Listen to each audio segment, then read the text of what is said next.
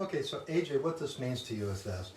First of all, we know that we have a electrical system environment, meaning your home and everything in it is trying to run in an environment that already has a, what was it, 8.6% voltage drop, right? Yep, that was the first one. That was, yeah, the first one, actually, the second one was 8.5% Oh, voltage okay. drop on that one too.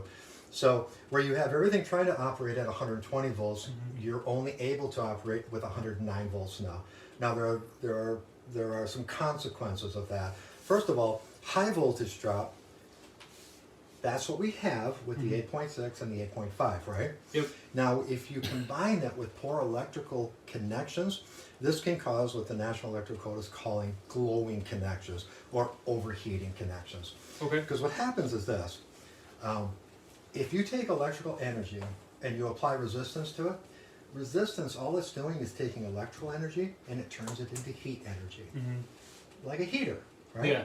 Okay. What places you don't want it. Yeah, that's why we sell heaters. Yeah. That's its purpose. Well, we don't want that purpose occurring in your home, behind your walls, behind your outlets. And so what happens is if you have poor connections, now that's what can occur. Okay. Poor connections also are a hazard to your home and your electrical system's reliability. And we wanted to make sure that it was safe and reliable. Poor connections also can cause those fire guard breakers. Those are the ones with the little buttons on them. Those are the smart breakers, right? Yep. Well, they're looking for any of this kind of danger. So they can shut it down even though it really is a nuisance to you. But the breaker's doing exactly what it's supposed to do. And so here's an example of it. So you have a circuit that leaves and it goes into a junction box. Now again, we have no idea at this time all of the connection and the connection points. But let's say your wire does, your black wire comes in, goes into a poor connection here, right? And then it leaves in a poor connection and it goes to another outlet, and that's a poor connection. And then it leaves. And then it's got to return on the white wire, right? Yeah. Well, that white wire now is going into a connection. If that's a poor connection, you can see how all of these different poor connections, what's going to happen is this. When you have surges coming into your house, and you've got 5 to 6 a day, I did happen to notice you have no surge protection on your panel. Okay. All right. So what those do is they just hit constantly. And what's going to go out? It's the weakest points. They attack motor windings. It attacks circuit boards. But it always attacks the weakest part of the motor windings, the weakest part of the circuit boards. Yeah. And so let's say you have poor connections. Now you've got electrical current that is intermittent. Like that. Yeah. Well, actually, that can also cause ambient surges within the home. So now those connections are actually causing more surging going on. And so what we've done is we put together what we call a quality connection analysis. Okay. And it's for the purpose of this, to where we can go in and what we have is we have 3 different levels. Our third level actually would include then we go in and do a whole house connection analysis because we want to find out what are your connections like. We know we have this negative environment, right? Yeah. Voltage drop. Now let's find out, make sure your home is safe and it's reliable. Also, it would allow us to do a whole house grounding system analysis. Remember, that's that safety net? Yep. That's the immune system. You can't let your grounding system fail because that's what's going to be saving you and your family. And then it would also allow us to put the surge protection. Then at least we could mitigate the damage from those surges within the rest of your home. Okay? That would be a level 3. A level 2 is the whole house connection analysis. Let's get that figured out and let's get that surge on. Okay. Now, it means that I won't be doing the whole home grounding system analysis. All right? And then the level 1 would just be the whole house connection analysis. We have our standard rate and we have our club rate. What would you like me to do, AJ? Well, I guess what's the big difference between 3 and 2? Is that whole home grounding system grounding. analysis. Yep, Okay. absolutely. Well, that's a big thing. So let's go with 3. Did you want to go ahead and take advantage of the club rate? Let's wait. Okay, because you can always add it later. Yeah, let's just wait then. Okay. All right, all I need you to do is give me authorization there, Okay. and then I am going to need it on the iPad too. Okay.